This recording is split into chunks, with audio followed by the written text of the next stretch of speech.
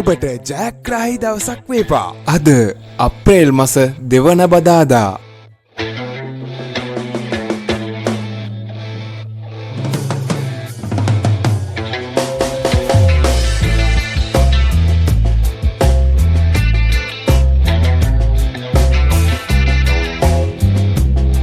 ජයග්‍රාහී අංක දිනපතා නැරඹීමට අපව සබ්ස්ක්‍රයිබ් කර තබා ගන්න.